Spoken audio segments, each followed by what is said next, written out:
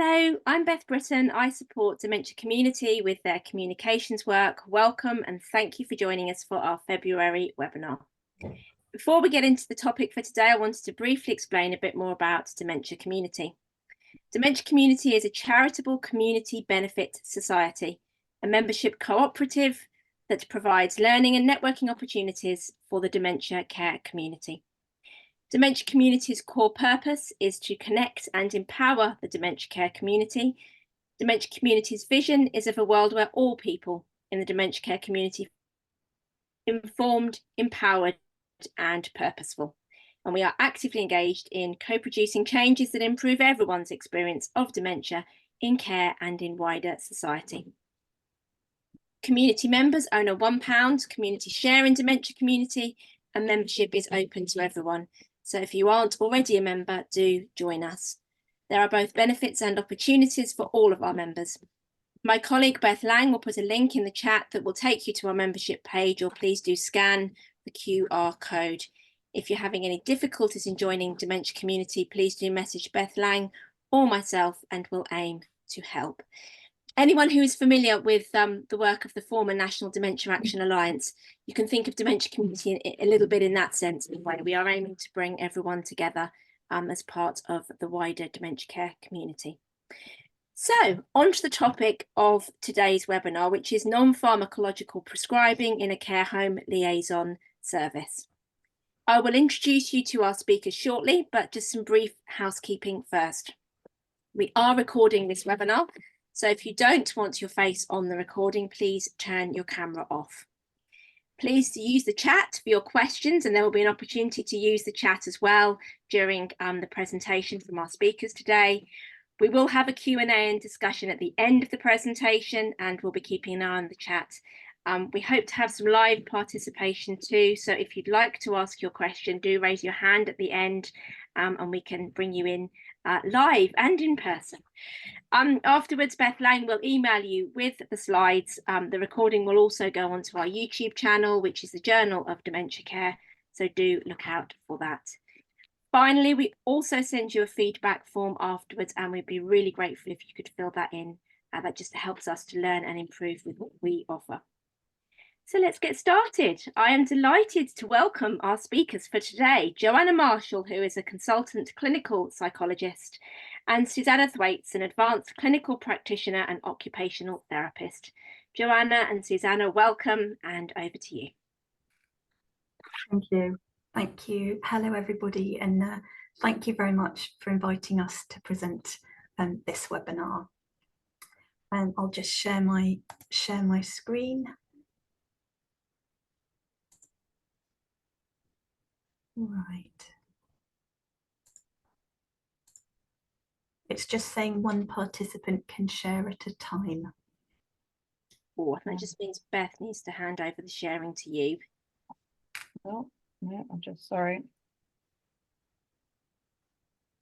Okay, right. You should. Yeah, so just while that's happening, so Susannah and I were really privileged to present at Dementia Congress in November, and then kind of Sue asked us if we would come and present kind of this webinar today. So what we're going to present today is an extended presentation that we gave at Dementia Congress, with some extra examples and some more time for discussion and questions at the end. So we're going to be talking about non-pharmacological prescribing in the Care Home Liaison service that both Susannah and I work in. So Susannah's an advanced clinical practitioner, occupational therapist, and she's also a PAC trainer. I'm a clinical psychologist, and I'm also a CATE trainer that I'll tell you a bit more about. Okay, so our service, the Care Home Liaison Hub, is a multidisciplinary service in the NHS that supports care home liaison teams for older people in County Durham and Darlington. So we work into 116 care homes. And our team is made up of 3 occupational therapists, and we have myself as the psychologist, and we've got a trainee clinical associate psychologist in the team. We have a speech and language therapist, a physiotherapist, a pharmacist, an advanced clinical practitioner, physiotherapist specialising in physical health, and a dietitian. So we work in collaboration with Care Home Liaison nurses and support workers who are based in 5 community mental health teams. And referrals that we get into our service are for patients presenting with distress or behaviours that challenge. That's just a diagram or a hub and spoke model, with us in the middle as the Care Home Liaison hub, psychology and AHP, and then working into the 5 teams, which are the spokes in our hub and spoke model. So the Care Home Liaison hub was originally developed back in 2012, and there was Susannah as the original member, an OT, and there was Louisa Jackman, who was the original psychologist, and we had 1 ANP. It was initially funded for 12 months, and then we got ongoing funding from commissioners. In 2020, we got more funding to expand the Care Home Liaison hub. The aims of our service are about increasing the use of non-pharmacological interventions as a first-line intervention. It's about avoiding crisis situations that might result in admission to mental health or acute hospital, providing training to our care home staff, and also improving access to direct specialist therapy provision. So most people will be aware that the antipsychotic medications that have been traditionally prescribed for behaviours that challenge in dementia are associated with significant risks to health and risks to life, and that was highlighted in a report by Banerjee in 2009. And following that there was a national NHS initiative to find alternative non-pharmacological interventions. As part of that, our team are trained, and we train care home staff in positive approach to care, and Susannah was one of the first PAC trainers in the UK. And we also train our team and care home staff in communication and interaction training that was developed by Professor Ian James in Newcastle. So for the past decade, Susannah and I have used occupational therapy assessments and psychological formulations to understand the needs that may be driving a person's behaviours that challenge, and to help us to develop behaviour support plans and co-create those behaviour support plans with our care home staff and families. And often as part of those behaviour support plans, we have recommended individualised non-pharmacological interventions. So we've come up with ideas about what may help, but then it's been left to family, if the patient has any family, and if the family could afford those interventions, to actually pay for and provide these items. So often clinicians knew what non-pharmacological treatments could help, but weren't in a position to prescribe them. And often these patients would be admitted to hospital or to be moved to a higher and more costly category of care. So in 2021, we applied for some non-recurrent funding, and there did seem to be more pots of money around after the pandemic. So we applied for quite a small pot of money, £5,000, to enable us to prescribe non-pharmacological interventions. And by that, we mean the things that we can prescribe apart from medication. So we could prescribe somebody a personalised music playlist with an MP3 player and a speaker. We could prescribe them their favourite DVD, a robotic pet, doll therapy, or namaste or sensory items. as well as the guidance that we would give on staff approaches as part of that behaviour support plan, informed by PAC, by Kate training. And it's important to note that many non-pharmacological interventions are already used in care homes. We've got some very skilled staff. We've got some very skilled activity coordinators that put a lot of effort into meaningfully engaging people. But what we're talking about here is interventions that are prescribed following specialist assessment. So following an occupational therapy assessment, a psychology assessment, or a psychological formulation meeting that we would have with care home staff, with family, with members of our team, and also invite the social worker too. And we would come up with a behaviour support plan that includes some of those non-pharmacological interventions. So the detail of that might be, okay, we might try to redirect somebody, but how might we do that? What interventions might we use to engage somebody away from an area that was making them distressed? And we'll talk about that in more detail when we come on to talk about some case examples. So what we're trying to do with all of these interventions is about meeting somebody's identified needs, improving their well-being, and reducing their distress or behaviours that challenge. And it's helpful when we're talking about these interventions to have a framework to help us understand needs in dementia care. And we know that there are already some important frameworks. So kind of Tom Kipwood's Dementia Flower is really important.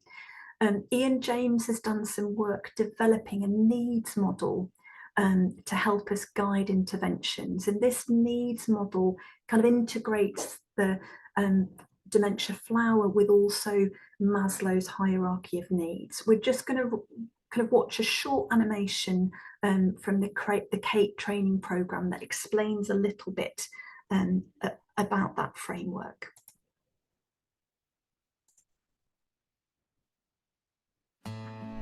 Hello, today we're going to talk about needs and why they are important in dementia care.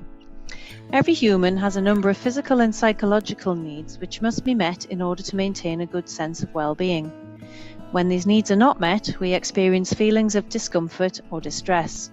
This is true for everyone, including people with dementia. However, people with dementia can sometimes find it difficult to express their needs, so they are often left unmet, and the distress this causes can result in behaviours that challenge. So, how do we solve this issue? By being aware of fundamental human needs, we can gain insight into what might be causing distress in a person's life, and we can take steps to meet their needs. So what are these fundamental human needs? Imagine you are stranded, naked, on a desert island with no way off.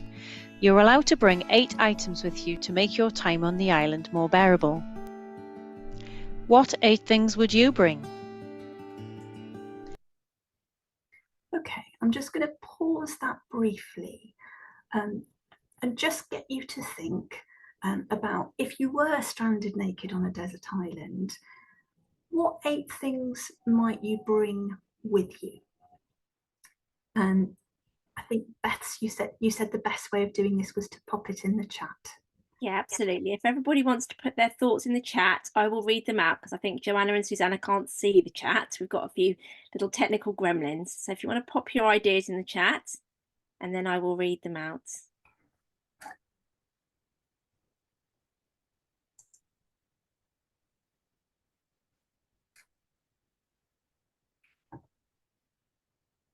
So C Sadler, I don't know who C Sadler is, but C Sadler says something to occupy me, a hobby. Karen's saying she's having a dog. Rick is having a coat and an umbrella. Choga, I don't know who Choga is. It's not that's not going to be your real name. Is saying lip balm. Laura Stewart saying my cat. I think at the moment everyone's avoided the fact that they're currently naked. So they've got no clothes. If it was just you and the cat, you are right, aren't you? Vivian's iPad. Vivian is going to bring some antibiotics.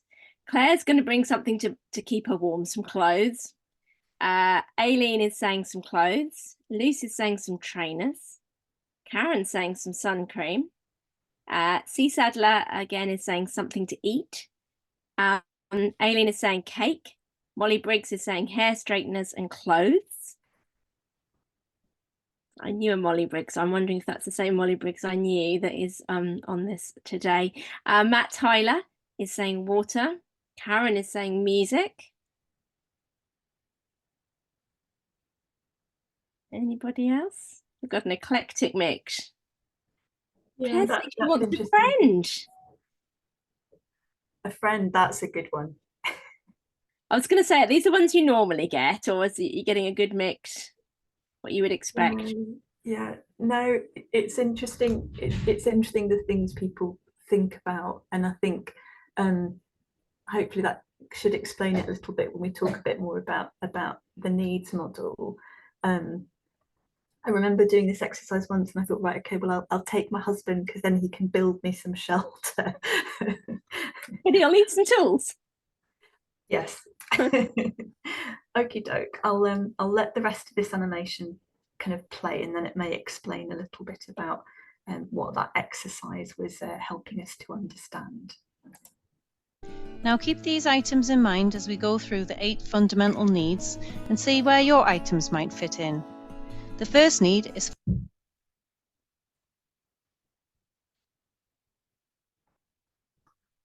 physical comfort and freedom from pain. If you chose to bring clothes, food, or first aid to the island, they would fulfill this need. Pain relief is particularly important in dementia care, as studies have found that the majority of people over 65 are experiencing some kind of pain. If a person is repeatedly asking for help, refusing to eat, or crying, these may be an indication that they are in pain, and this need is not being met. Another need we have is for the perception of safety. If you chose to bring weapons or shelter to the island, this may identify your need to feel safe. Confusion in dementia can lead to people feeling unsure or unsafe, and if someone displays behaviours such as following people around and aggression, this could be an attempt to protect themselves. Most humans have a need for positive touch. We derive pleasure from meaningful physical touch such as holding hands, hugging, or a reassuring hand on the shoulder. Older adults are often deprived of positive touch, and for many, this need is unmet. If you chose to bring a loved one to the island, it might be to fulfill this need. Another reason you might bring a loved one is to meet a need for love and belonging. You may have also chosen to bring a pet, or a way of contacting home such as a phone. Humans are social beings by nature, and feeling lonely or isolated can cause us distress. Unfortunately, these feelings are common in dementia. If you notice behaviours that challenge, such as excessively hugging or touching others, it might suggest they need a sense of love and belonging. People also have esteem needs, or in other words, a need to feel good about themselves and to be treated with dignity and respect. If you chose to bring clothes and makeup, this may have been to meet your esteem needs. Dementia strips people of their self-esteem and leaves people unable to do many of the things they used to. So it's important to be mindful of this need. We also need to have control over our environment. In other words, freedom, independence, and choice. On the island, objects that represent this might be a boat to help you escape, or tools to control the environment with. Carers have a duty to keep people safe, so sometimes we have to take away a bit of independence, so this need can be unmet. If you chose to bring books, music, or games to the island, you might be trying to meet the human need for fun. We all share a need to laugh and play, and that goes for people with dementia too. If someone appears bored, depressed, or withdrawn, they might need to have some fun. The final need is occupation and exploration, to exercise curiosity. Tools on the island might fulfill this need. You may notice people demanding to go to work, excessively walking, or mimicking past jobs. These things might indicate a need for occupation.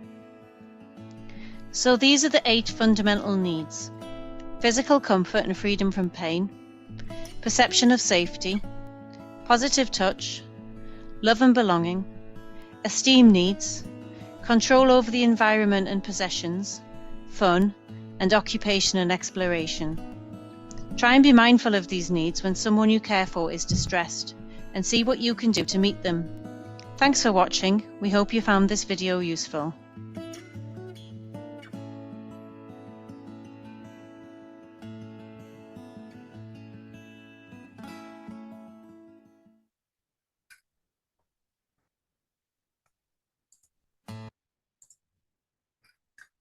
Okay, so that was just an animation explaining those 8 fundamental needs in dementia care.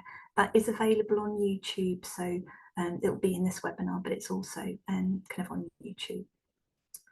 So Ian and I did some work during the pandemic expanding this 8 needs framework, and I think what became kind of very important is that actually these are universal needs, and in order to meet the needs of other people, actually it's really important to meet the needs of our care home staff and carers as well. So we expanded the model to include the ground beneath the tree, and thinking about the needs of our care home staff and carers.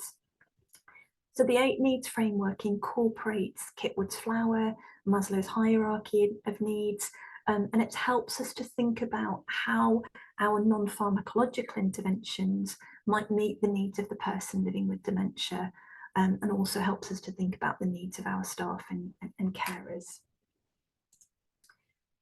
In terms of thinking about where our non-pharmacological interventions fit in behaviour support plans,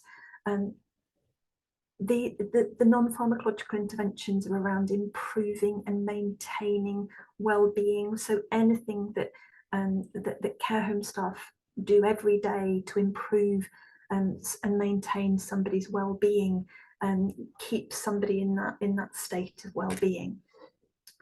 And they're less likely to present with behaviours that we might find challenging.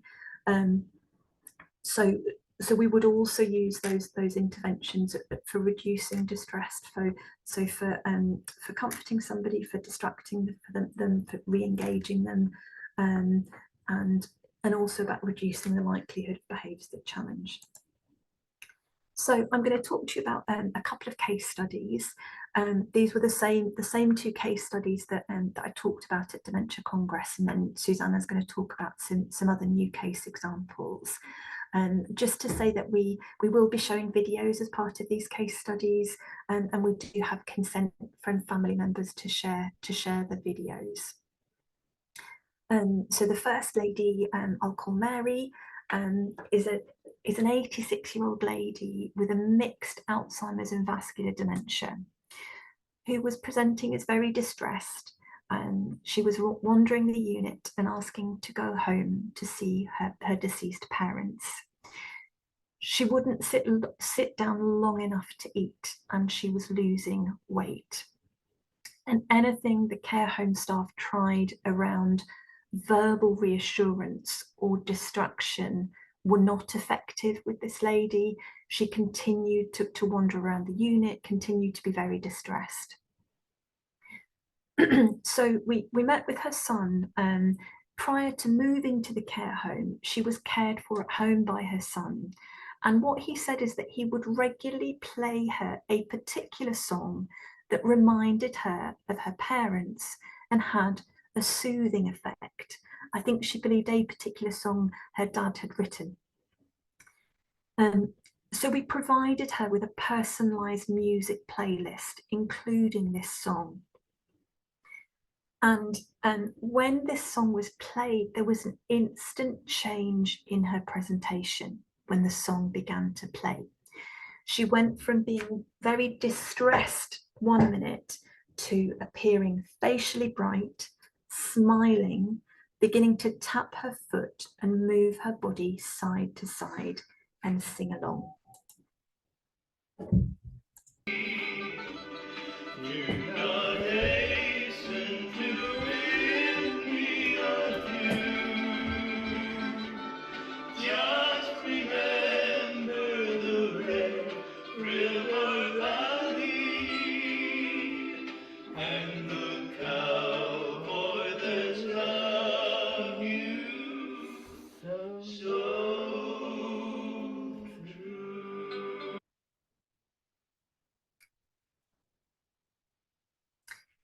interestingly, after we left on that particular day, this lady had been kind of wandering throughout the morning, being very distressed.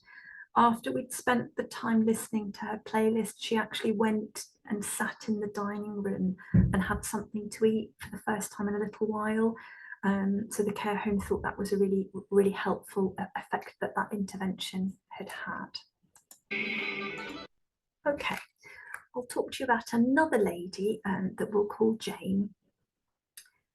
So this was an 87-year-old lady with a diagnosis of dementia in Alzheimer's disease. She was living on a mixed gender EMI residential unit, and her placement was at risk of breakdown.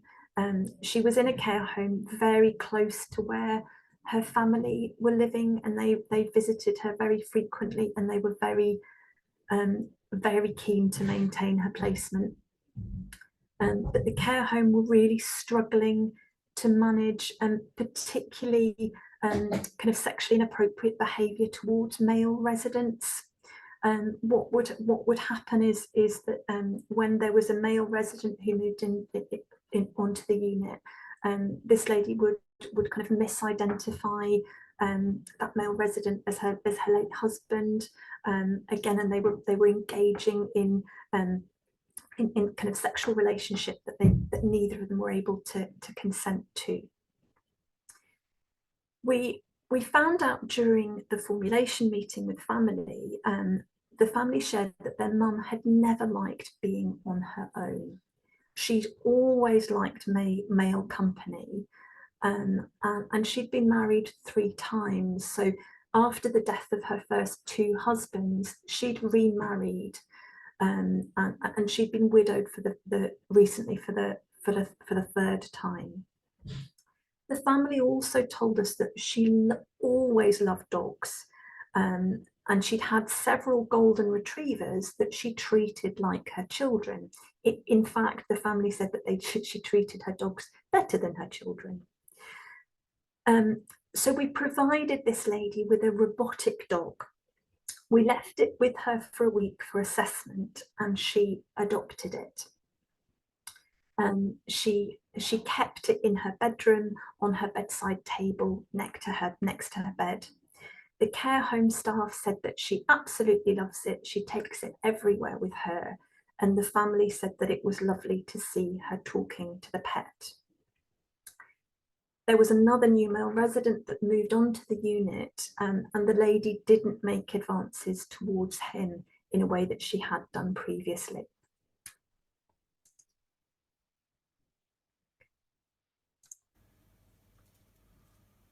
No.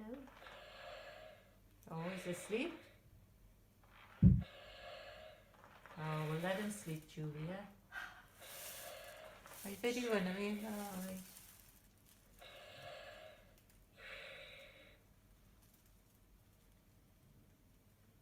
right, that's still out of that. I like watching that video, and I think it's a lovely bit of interaction between this lady and the robotic dog. Okay. I think one of the Beths has a clever poll.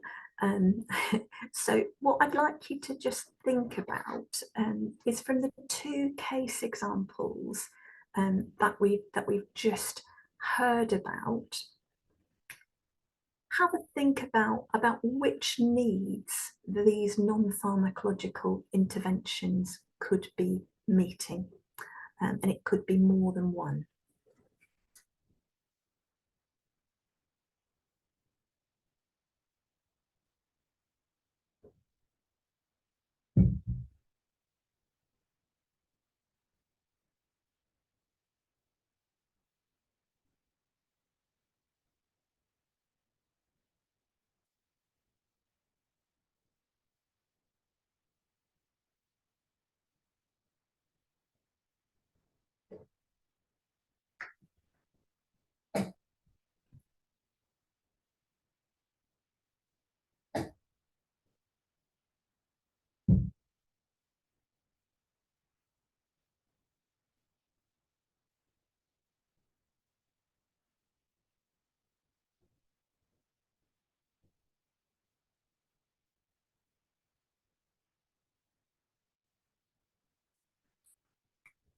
Beth, do you want to just say when you've had a few responses there? Yeah, we've got 50% of people have answered. Oh, it's going up. A few more people. I'll give you a few more seconds. Lovely. I'll show you the results. Very clever. I need to learn how to do this.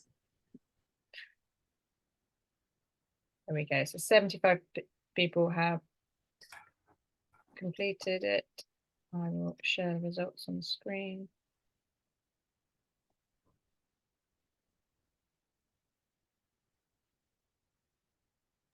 There we go. We've got 100% of people think love and belonging. 76% think fun. Our next highest is 68, physical contact, physical comfort. Oh, sorry, I missed that one. Touch with 92%. But every single need has been been selected. Yeah, that's really interesting, and I think we'll come back to some of that in some of the discussions of Susannah's cases. But that's interesting, kind of love and belonging, I think absolutely really kind of important, all of those needs. Okay, we'll come back to that in further discussion. Just going to expand a little bit on some of the things that we maybe didn't get an opportunity to talk about in detail when we presented at the Dementia Congress. We thought we'd start sort of sharing about what we've like reflected upon, what are the ingredients for an effective sort of non-pharmacological prescription, really, and just to share some of that with you. And we're going to talk about each of these sort of points in a little bit more detail. So the first one is a sort of a personal and sensory biography for the person, having a really good understanding of their current level of cognitive ability and function.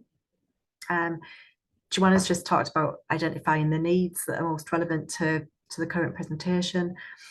And then also about giving details about how and when to use an intervention, rather than just expecting carers to instinctively know what to do with that piece or that prescription. So we're going to just talk about all of those in a little bit more detail.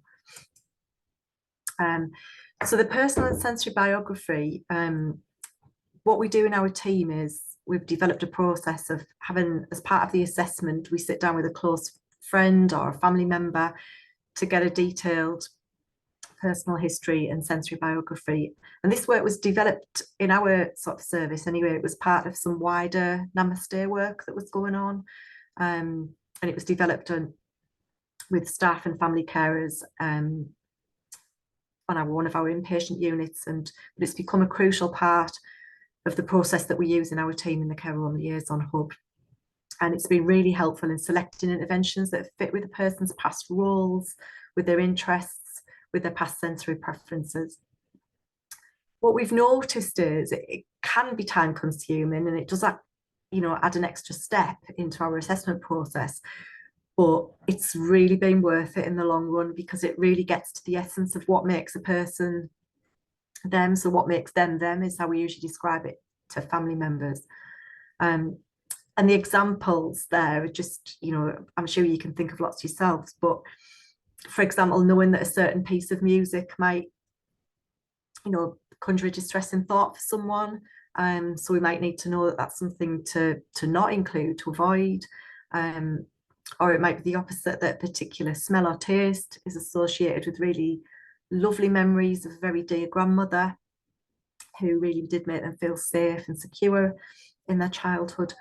Or it may be that, some people, Joanna and I particularly have a colleague we can think of who needs to do something active to cope with a stressful day. So it's about knowing those things about people and how that might relate to what's going on for them now.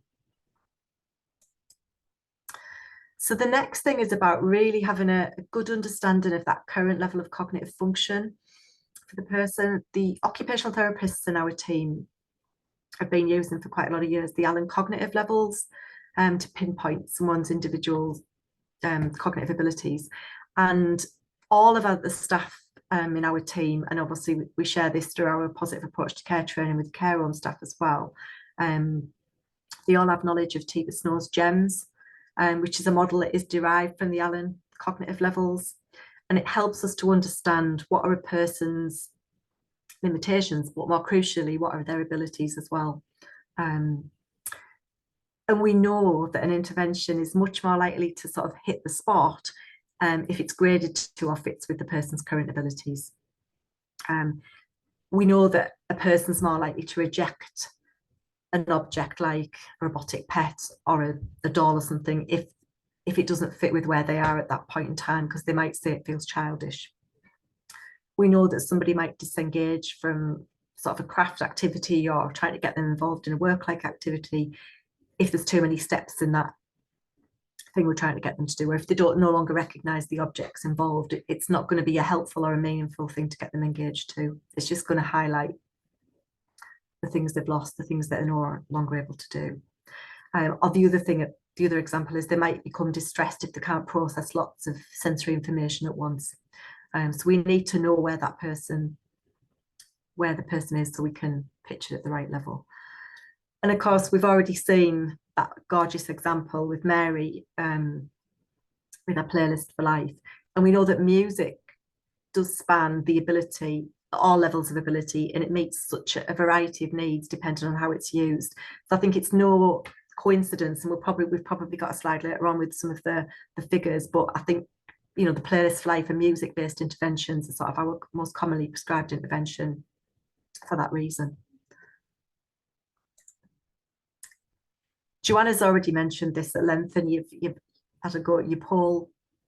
But just to reiterate, really, that it was one of the things that we did reflect. Oh, we've just had our lights go out.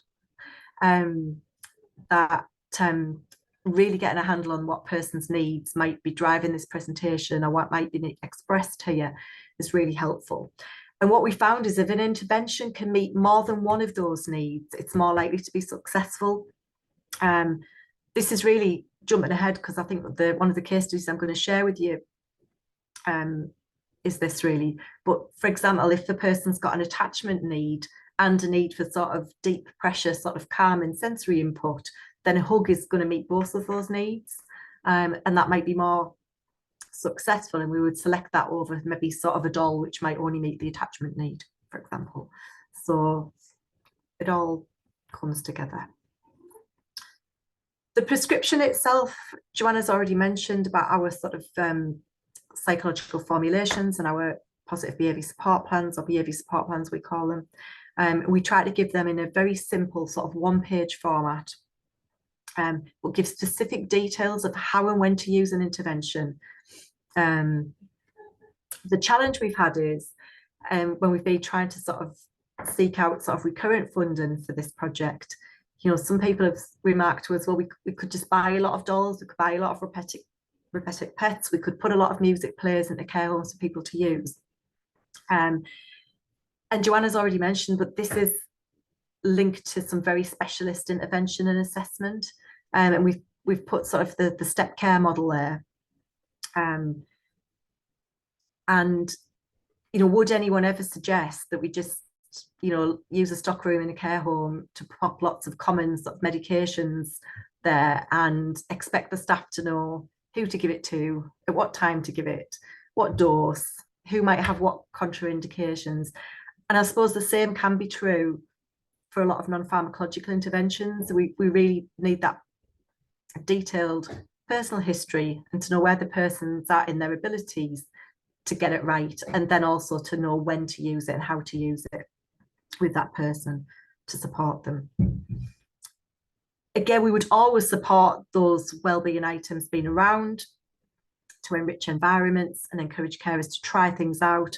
But I suppose we're talking about a different sort of point in that step care model. We're talking about sort of the step 4 here, really. Okay. So just to go back to a new case study that we've added in.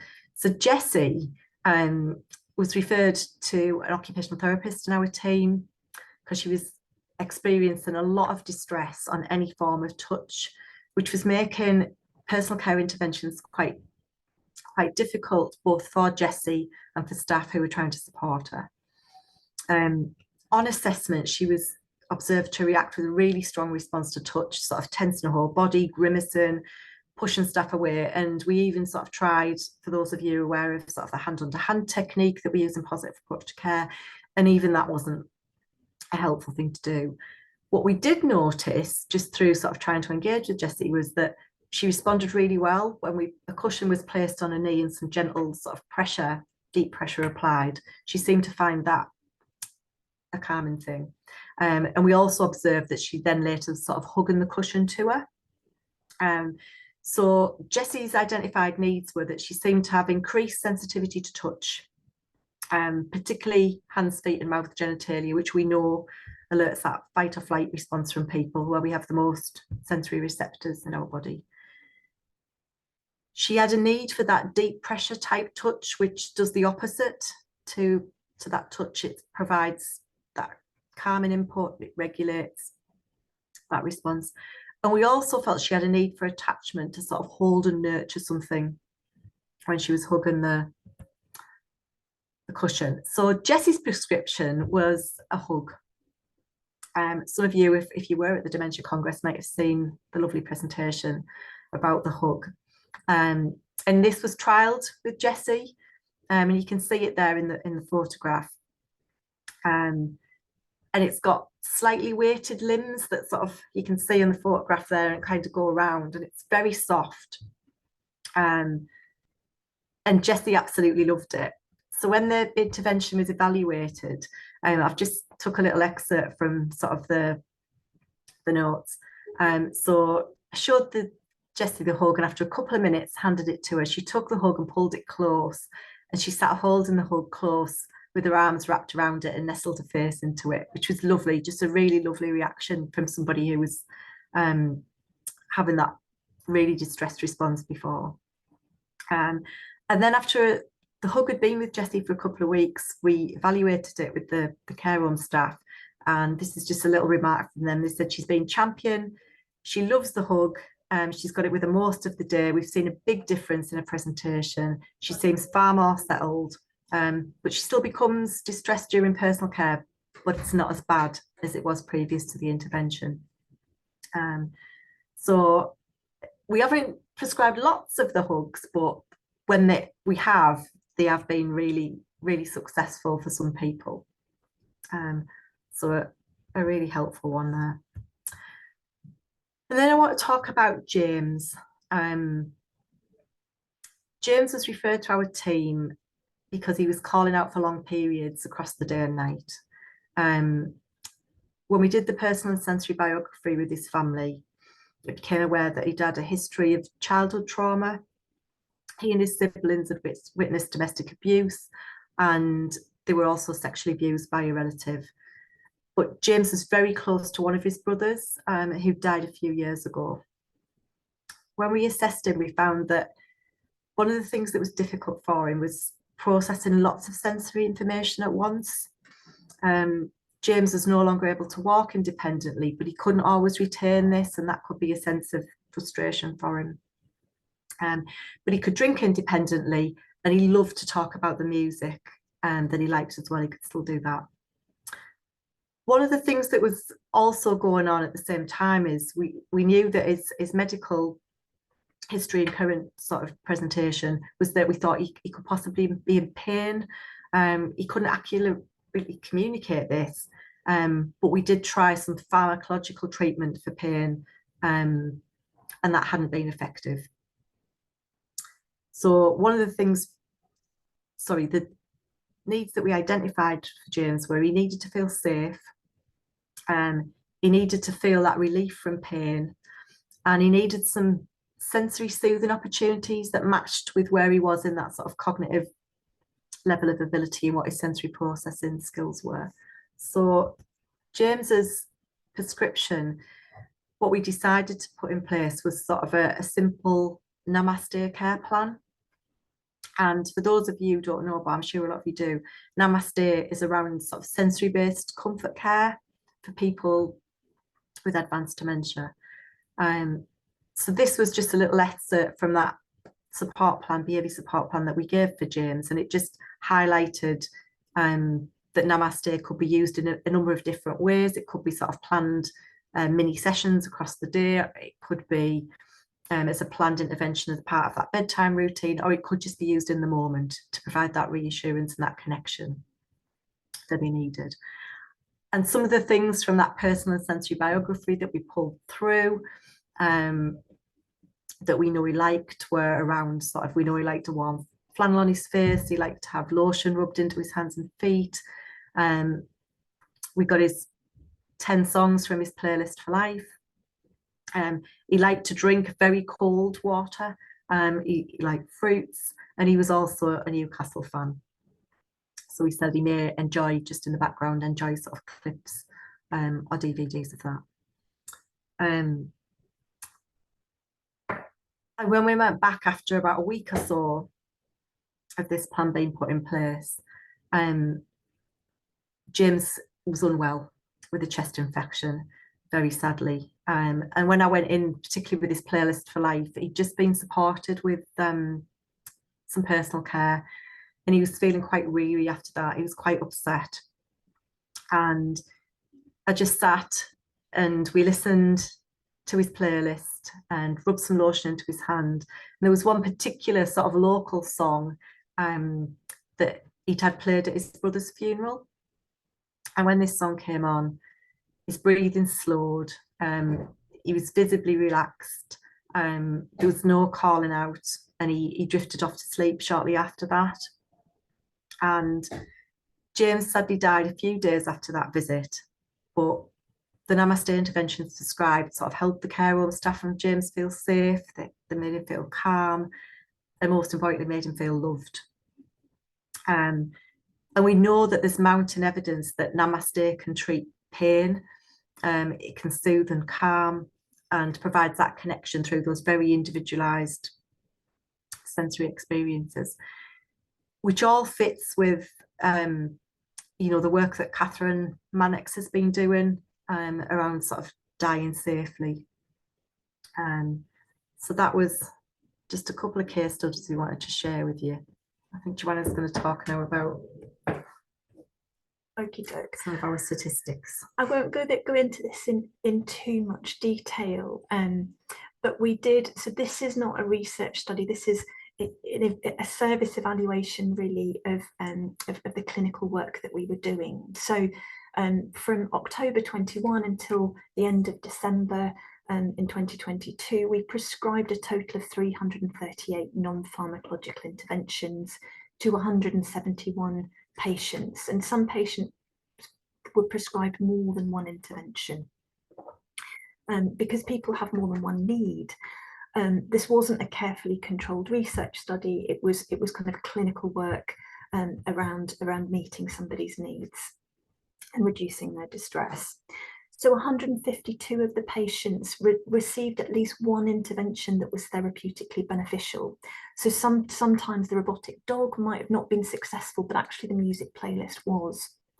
19 of the patients, so 11%, didn't have any successful interventions prescribed.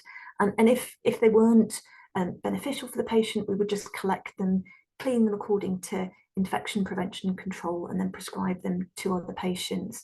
I think the part of non-pharmacological prescriptions is that often if we try something and it doesn't work, we just collect it. There's not a risk of trying something. Okay. That's just gives you an idea out of those 338 interventions. As Susannah was just saying, the blue bit of that pie chart is playlist for life and music interventions, followed by robotic pets and related items, Namaste and sensory items, DVD players and DVDs. Often people stop watching television, but actually if you put on something very specific that's meaningful and familiar to them at the time of day that they might want to watch it, it can be really effective. Meaningful engagement items, attachment interventions, things like simulated presence therapy, and orientation equipment.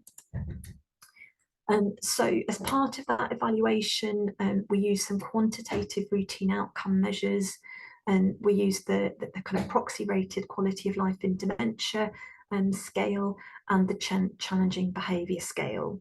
And we also had a service evaluation project that was completed by a trainee psychologist from Teesside University, and she sought some qualitative feedback from care home staff and families. That was just published last month, and it's in the references. And we also gathered some feedback from patients in the moment at the time the intervention was delivered and evaluated. I won't go into this in detail, but just to say there's some box and whisker plots here showing the spread of that data, and you can see that there's a reduction in those challenging behaviour scale scores, so a reduction in that behaviour that challenges, and also an improvement in quality of life as measured on the quality of life in dementia scale.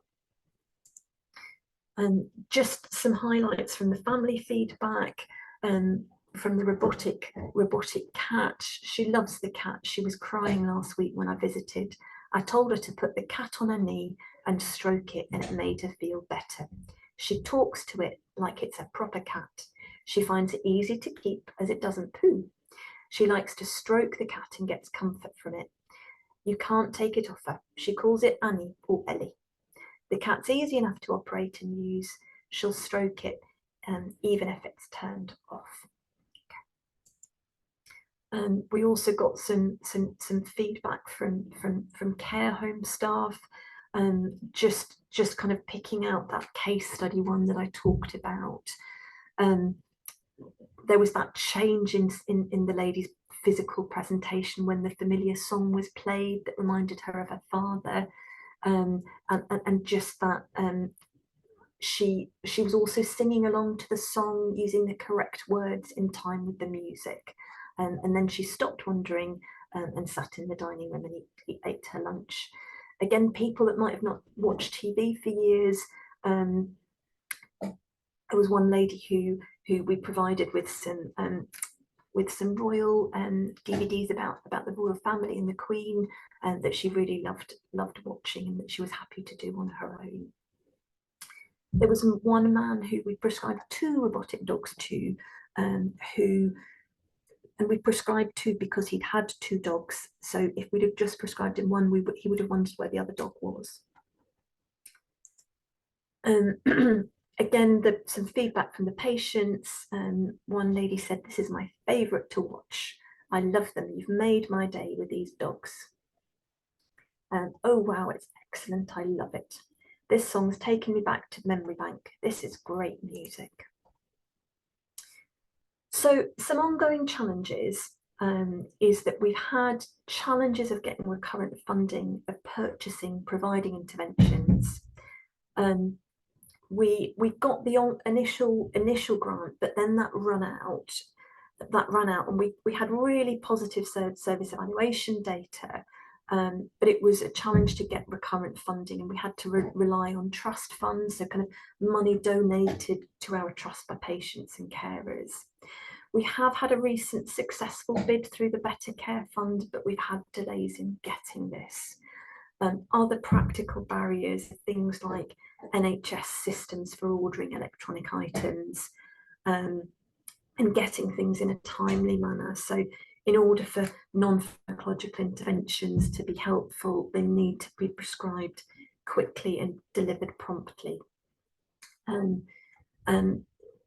Also, again, this wasn't a research study, it was an outcome. It was kind of routine outcome measures by clinicians, so we didn't do any longer term evaluation. Some of the kind of the summary and recommendations is that we found that prescribing non-pharmacological interventions improved patients' quality of life, reduced behaviours that challenge, and maintained most of those care home placements. We've got really good feedback. We found that some things work for some people some of the time. Antipsychotics are still often prescribed before non-pharmacological interventions. We think in order to reduce antipsychotic prescribing, mental health teams need to be able to prescribe a range of non-pharmacological interventions as well as medication. There are ingredients for an effective prescription, as Susannah's talked about.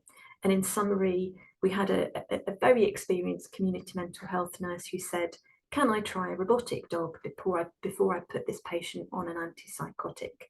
And we think that the answer to that should always be yes. Okay. I'm afraid we've gone over a little bit, so we don't have very long for questions and discussion. Do you want to kind of hand over Beth's? Yes, absolutely. Thank you so much, Joanna and Susannah. That was so incredibly interesting. There's loads of things I could ask you about, but let's ask our audience if they've got any questions. Is there anything you would like to ask our two presenters? You can come off mute if you'd like to, or you can pop your questions in the chat. While everyone's having a think about that, I absolutely would say yes as well. Why would you not try a non-pharmacological intervention before an antipsychotic? That's just a really fabulous example. So Sue says, how long are you usually involved with each person?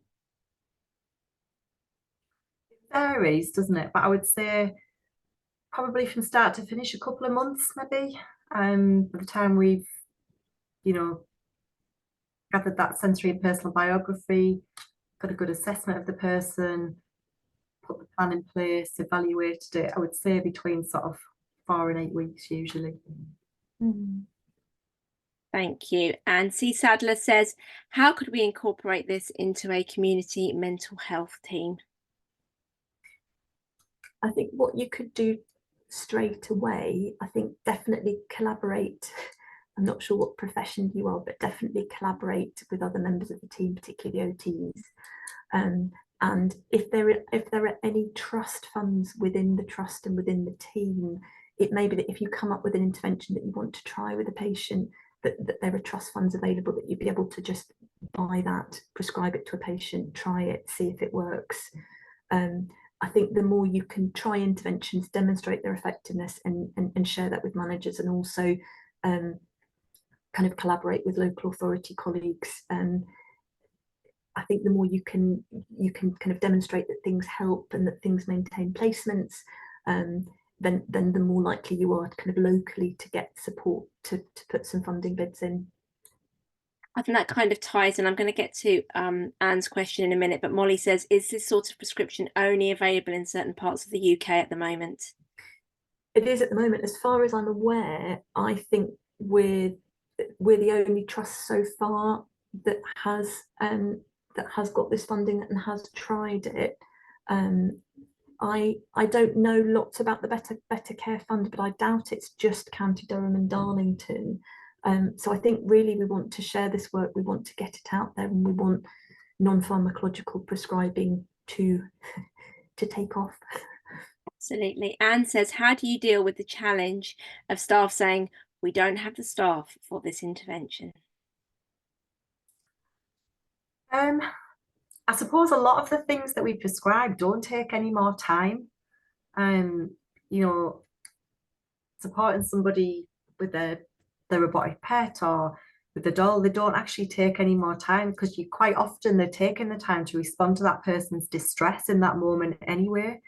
And it's about trying to prevent that person getting to that point. But then if they do, like Joanna showed that arousal graph, it may be that we're using that non-pharmacological prescription to redirect that person to a new place and a new activity, and to reduce their distress. So they're going to be putting that time in, and sometimes it's like the stitching time saves 9, isn't it? If you've supported that person's well-being, then they're not going to get to that state. But I think a lot of the things don't actually take any more time or any more staff to do. In fact, it should be the opposite. And I think you've got the knock-on benefits where you potentially see reductions in not only as you just talked about things like behaviours of distress, but actually people eating better. So the eating might improve. They might sleep better. So actually we've got less disturbance for night teams. People potentially could manage incontinence better. I can imagine there are lots of knock-on benefits that care staff would also see that would be really positive for them and for their work and their sort of quality of life in their job as well. Did you want to add anything, Joanna? No, I saw you nodding. No, I was just thinking about from a kind of mental health team point of view as well. Is this, yes, we would be involved in kind of doing those assessments, but we've got support, kind of band 3 support workers in the team that are kind of have the knowledge and skills to deliver some of those non-pharmacological interventions. So the intervention themselves don't have to be delivered by a highly trained member of staff. Kind of support workers in teams have really good skills, can be taught kind of skills around non-pharmacological interventions. Super, thank you. And just one very last quick question, because we are over time. In your audit of the effectiveness of non-pharmacological interventions, how did you demonstrate it was the effect of the non-pharma intervention and not the medication? That is a very good question, and it wasn't a research study, so we didn't have, because I think if you were doing it as a research study, you would control for other variables. So if somebody had a medication change within that time, you would exclude them. So this wasn't done as a controlled study. I think absolutely, if we were doing this as a research study, that would be something that we, as far as we're aware, while somebody's open to the Care Home Liaison hub, we would normally say, let's do our intervention first. Unless it is a crisis situation, somebody wouldn't have a medication change during the time that we were involved with somebody. I suppose the only thing that they might be is they might have been prescribed kind of memantine or have a change in their memory medication. But yeah, we haven't controlled. It's not a research study, but I think it would be a helpful research study to kind of clarify that was controlled for. Amazing. Thank you both so much for joining us today. Thank you for all the information you've shared. Lots of lovely comments in the chat, people saying thank you and how useful they found it. Someone's going to go and buy a hug for their client group, and just lots and lots of thank yous. So thank you from us at Dementia Community for your fabulous presentation, Joanna and Susannah. And for everyone on the call today, our next webinar is on the 11th of March. It's on cognitive stimulation therapy for dementia. It's at 2 till 3 p.m. Booking is live. My colleague Beth Lang will put the link in the chat for you. Those tickets are free, as they were for today. So please come along and join us to learn about that. And thank you again, Joanna and Susannah. Thank you.